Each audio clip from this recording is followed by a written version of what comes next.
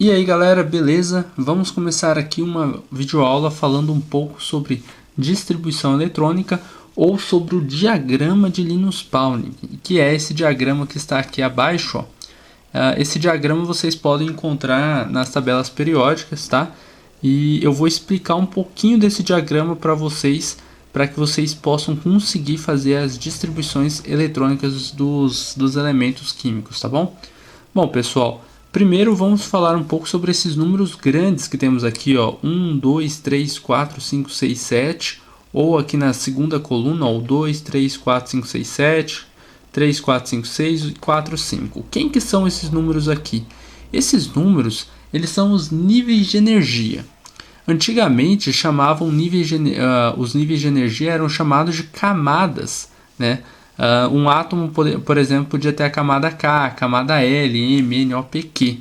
Né? Como que foi essa mudança de nomenclatura? Olha só, o que é nível 1 de energia era a camada K, o nível 2 era a camada L, o nível 3 a M e assim por diante. N, O, P e Q. Bom, pessoal, antigamente quando eram modelos atômicos, por exemplo, de Rutherford, né, a gente chamava de camadas eletrônicas. E agora a gente, nos modelos mais atuais, como Rutherford-Bohr e a própria mecânica quântica, chamamos de níveis de energia. Nível 1, nível 2, 3, 4, 5, 6 e 7. Ou seja, se eu fosse fazer aqui um desenho de um átomo, eu colocaria, por exemplo, no modelo atômico de Rutherford-Bohr, né, eu tenho aqui um núcleo, e eu ia desenhar as camadas, certo? A primeira camada, que a gente chamava de camada K, agora ela é chamada, né, de primeiro nível de energia, ou seja, o nível 1. A segunda camada, que era a camada L, aqui, camada L, agora é conhecida como nível de energia 2, e assim por diante. Tudo bem? Então temos o nível 2, o nível 1, o nível 3, até o nível 7, né, que seria até a camada Q. Beleza? Bom, isso é só uma mudança de nomenclatura, mas segue a mesma coisa. Então, o que o nível de energia ele vai falar para a gente? O nível de energia ele fala qual é a distância entre um elétron, que está em um determinado nível de energia, e do núcleo. Por exemplo, eu tenho um elétron aqui, ó, no primeiro nível de energia, vou pôr um E- aqui, ou um elétron aqui, no meu segundo nível de energia. Qual elétron está mais próximo do núcleo, o do primeiro ou do segundo nível de energia? Obviamente que é o elétron do segundo nível de energia, certo? E tem mais uma coisa, além de falar sobre a distância em que um elétron tem do núcleo, um nível de energia maior, ele fala também, ele nos diz, né, que a energia do elétron que está no segundo nível de energia deve ser maior do que a energia do elétron que está no primeiro nível de energia. Mas por que disso? Porque se um elétron tem mais energia, ele consegue se distanciar mais do núcleo. Ele começa a se afastar mais do núcleo por ter mais energia do que o outro elétron que não consegue se afastar do núcleo. Beleza? Então, quando vocês olharem para os níveis de energia, para esses números aqui maiores, vocês têm que pensar assim. Um elétron que está no nível de energia maior, por exemplo, 5, ele tem mais energia do que um elétron que está no nível de energia menor, por exemplo, 3, ou 2, ou 1, tudo bem? E além disso, ele se encontra mais distante, quando ele está num nível de energia maior, do núcleo, do que um elétron que se encontra num nível de energia menor, ou seja, mais próximo do núcleo. Bom, então esses números grandes, que são os níveis de energia, já estão explicados, certo? Aqui, eles se repetem nessas 4 colunas. Agora temos essas letras aqui, ó, letra S, letra P, D e F. O que são essas letrinhas? Elas são os subníveis ou subcamadas, né? Hoje é melhor a gente sempre chamar de nível, tá? Por causa dos novos modelos atômicos, mas isso depende de qual modelo você está estudando. Se você estiver estudando um modelo, por exemplo, de Rutherford, onde chamamos de camadas, né? Camada K, L, M, N, O, P, Q, não vale a pena você estar chamando de níveis de energia. Tá? Porque você está estudando um modelo, vamos falar assim, um modelo ultrapassado, mas é um modelo mais antigo, né? Se está estudando esse modelo mais antigo, então você tem que usar a nomenclatura deste modelo, tudo bem? Então, mas nível de energias, aqui a gente tem que são as letras grandes e, desculpa, os números grandes, E essas letras menores, por exemplo, S, P, D e F, ou são subníveis ou subcamadas. Aí você vai chamar dependendo do modelo que você está estudando, tá bom? Então olha só, os subníveis aqui, letra S, P, D e F, eles falam sobre a forma que um orbital vai ter. Mas não se espante com essa palavra nova, orbital. É um pouco complexo de entender o que é um orbital, mas vai ficar melhor se a gente pensar nas camadas. Por exemplo, um orbital ele seria como se fosse uma região de probabilidade de se encontrar um elétron. É o que a gente chama de camada, né, no ensino médio. Você tem uma camada aqui, ó, e nessa camada você tem uma probabilidade de encontrar um elétron. Tudo bem? Então, mas essa camada ou este orbital, ele vai ter uma forma. Por exemplo, aqui no modelo de Rutherford a gente sempre desenha círculos, mas nem sempre as camadas elas são circulares. A gente tem camadas, que agora a gente vai chamar de orbitais, que elas vão ter formas diferentes. Então cada letrinha dessa aqui, S, P, D e F, elas estão falando um pouco sobre as formas dos orbitais. Só para dar um exemplo para vocês, ó, um orbital S, ele é circular. Ele seguiria aqui, ele é esférico na verdade, né? Ele segue mais ou menos aqui o que as camadas de energia, as camadas do modelo de Rutherford falavam, né? Só que são esféricos, beleza? A gente tem também o subnível P, aonde o orbital é em forma de altair. Ou seja, a região de probabilidade de se encontrar um elétron é só dentro deste altair aqui, tá bom? E esse altair pode estar orientado assim, ó, para cima, né? Ele pode estar assim de lado também, ou pode estar assim também na diagonal, certinho? Então são as letras, né? Os subníveis, eles falam sobre qual é o formato do nosso orbital. Ou seja, o formato da região de probabilidade de se encontrar o elétron. O elétron pode ser encontrado aqui dentro, mas ele não pode ser encontrado aqui fora, tá bom? A mesma coisa para esse orbital aqui e para esse orbital aqui. Esses são orbitais que tem o subnível P, beleza? Temos também aqui em cima, ó, um númerozinho, o número 2, o número 6, o número 10 e o número 14, né? O que vem a ser estes números que estão aqui em cima? Bom, pessoal, então, o que seriam esses números aqui, né? O número 2, número 6, 10 e 14. Seriam o número de elétrons que podemos encontrar nestes orbitais. Mas prestem bem atenção em uma coisa, um erro que normalmente os alunos cometem, que parece não ser um erro grande, mas é um erro absurdo.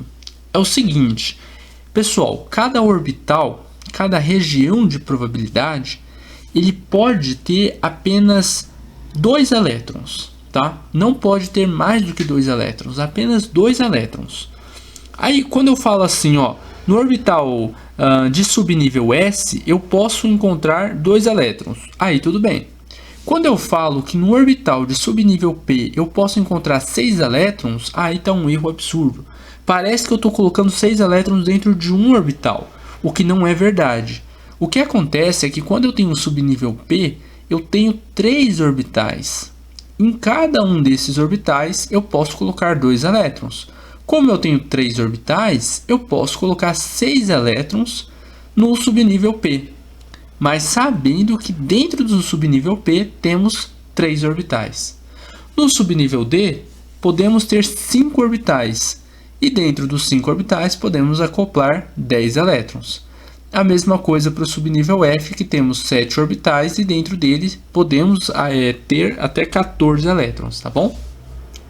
Esse número que está aqui em cima é o número máximo que a gente encontra de elétrons dentro desse orbital, do subnível S, ou do subnível P, ou do subnível D, ou do subnível F. Não é o número de elétrons que você vai encontrar, e sim o número máximo que pode entrar aqui, tá bom? Por exemplo, eu vou fazer um desenho aqui, ó, que normalmente os professores fazem para vocês entenderem como se fossem formas de caixinhas. Ó, o subnível um S, quando a gente fala S, é como se a gente tivesse uma caixinha só. E dentro dessa caixinha a gente pode colocar 2 elétrons. Eu vou colocar um elétron, os elétrons vão ser representados por setinhas assim, ó. Vai ser uma para cima e uma para baixo. A setinha para cima é meia setinha para cima e meia setinha para baixo, tá? Isso, por que a gente tem que desenhar assim? Isso é uma representação que se faz por causa de um número quântico chamado número quântico de spin. É melhor, tipo, eu não vou entrar bem nisso aqui nessa aula, tá? Que não é o foco da aula. Mas sempre que você for desenhar os elétrons em formas de caixinha, você desenha como se fosse meia seta para cima e uma meia seta para baixo. E nunca você vai representar 2 meia setas para cima ou 2 meia setas para baixo, tá bom, pessoal? Isso é uma... Vamos, a início, pensar como se fosse uma nomenclatura, tá bom? Então a gente coloca aqui, ó, não é uma nomenclatura, mas é uma convenção, né? Então a gente coloca, ó, no subnível 1s eu posso ter no máximo 2 elétrons. Essa caixinha é como se fosse o nosso orbital. A gente tem um orbital e 2 elétrons dentro dele. Se eu tiver um subnível, por exemplo, vou colocar aqui, ó, o 3s. No 3s eu também tenho uma caixinha só, porque eu estou falando do subnível s, certo? Ah, e se for o 5s, também é uma caixinha só, porque eu estou falando do subnível s. E dentro dessas caixinhas, que a gente chama de orbitais, tá? A gente pode colocar 2 elétrons. Independente do nível de energia que a gente está, quem me diz quantos orbitais eu posso ter é o meu subnível. Se eu estou falando de subnível s, são uma caixinha só. Agora, se eu estiver falando do subnível p, né? Eu posso colocar, por exemplo, um P aqui? Não posso, tá? Isso aqui é proibido. Por que não? Porque no diagrama de Linus-Pauling, ó, o nível de energia 1 só tem o subnível S, não tem subnível P. Então, não posso fazer isso que eu tinha colocado aqui. Então, vou colocar aqui, ó, num nível 2, onde eu tenho o subnível P, quantas caixinhas eu posso ter? Eu posso ter 3 caixinhas. Você vai colocar as 3 caixinhas uma do lado da outra assim. Tá bom? Cada caixinha representa um orbital, ou seja, cada caixinha é um desenho desse aqui, ó, ou esse daqui, ou esse daqui, ou este daqui, tá bom? Não importa qual caixinha é qual deles, na verdade eles são iguais, eles têm o mesmo tamanho, eles só têm orientações diferentes no espaço, tá bom, pessoal? Mas isso a gente vai ver numa videoaula onde a gente vai falar sobre orbitais mais à frente, tá? Então não se preocupem com isso agora. Então, ó, eu vou colocar aqui na minha caixinha o número máximo de elétrons que eu posso ter. Coloca os elétrons para cima e depois coloca os elétrons aqui para baixo. Quantos elétrons eu posso ter no máximo? 2, 4, 6. Isso explica o fato de estar aqui, ó, 2p6. Professor, eu posso ter, por exemplo, um 2p5, tipo 2p, coloco as 3 caixinhas. Sempre que você for p, coloca as 3 caixinhas. E colocar 1, 2, 3, 4, 5, pode. Mas quando a gente coloca no diagrama que é 2p6, tudo que a gente está querendo dizer é que o número máximo de elétrons são 6, nesses 3 orbitais. A gente não está querendo dizer que não pode ter 5 ou que não pode ter 4, tá bom? Pode sim. Mas existe uma série de regras para vocês colocarem os elétrons dentro dos orbitais, tá bom? Essa série de regras a gente vai vendo no decorrer desse nosso curso de Química Geral aqui, tá? O que eu queria mostrar para vocês, pessoal, era só o que são cada número ou cada símbolo aqui dentro desse diagrama de Linus-Pauling, tá? Eu sei que para quem está no ensino médio e está tendo uma visão sobre isso, pode estar até um pouco assustado, pensando, vixe, não estou entendendo nada disso, ou o professor não está passando dessa forma. Às vezes não está passando dessa forma, mas é importante que vocês saibam o que vocês estão fazendo e não só fazer por fazer, tá bom? Essa videoaula, ela foi mais para explicar como que funciona esse diagrama de Linus-Pauling, tá? Eu estou mostrando o que vocês fazem na prática, só que muitas vezes não entendem na teoria. Os níveis de energia, então, falam para a gente o que? A distância de um elétron do núcleo, ou a energia que esse elétron tem, né? Dependendo da distância que ele está do núcleo. Os subníveis S, P, D e F essas letrinhas aqui, elas nos dizem a quantidade de orbitais que nós podemos ter, né? O S só um orbital, o P3, o D5 e o F 7 orbitais. Aqui os números que nós temos, além disso, eles falam o formato dos nossos orbitais, né? Lembrem que o S era esférico, o P é em forma de alter, né? O D e o F eu não vou nem comentar para vocês não caírem da cadeira, porque o desenho deles é muito complicado, tá? O do F principalmente. Bom, e esses números que nós temos aqui em cima são o número máximo de elétrons que podemos ter nos conjuntos de orbitais que temos de acordo com o nosso subnível. Por exemplo, o subnível S tem um orbital, e em um orbital o máximo de elétrons são 2. No subnível P temos 6 elétrons, porque na verdade temos 3 orbitais, e o máximo de elétrons por orbital também é 2. No subnível D temos 5 orbitais e 10 elétrons, e no subnível F temos 7 orbitais e 14 elétrons. Pessoal, uma coisa importante: orbital é região de probabilidade. Um orbital não são caixinhas, tá bom? Como foram representados aqui. Isso aqui é uma forma de representação, tá? Que foi criada para que os alunos conseguissem entender um pouco mais facilmente. Mas tem que tomar muito cuidado. O orbital, ele é uma coisa mais ou menos assim, ó, uma região onde você pode encontrar o elétron, e não uma caixinha, tá bom? É isso daí, pessoal, e até a nossa próxima videoaula.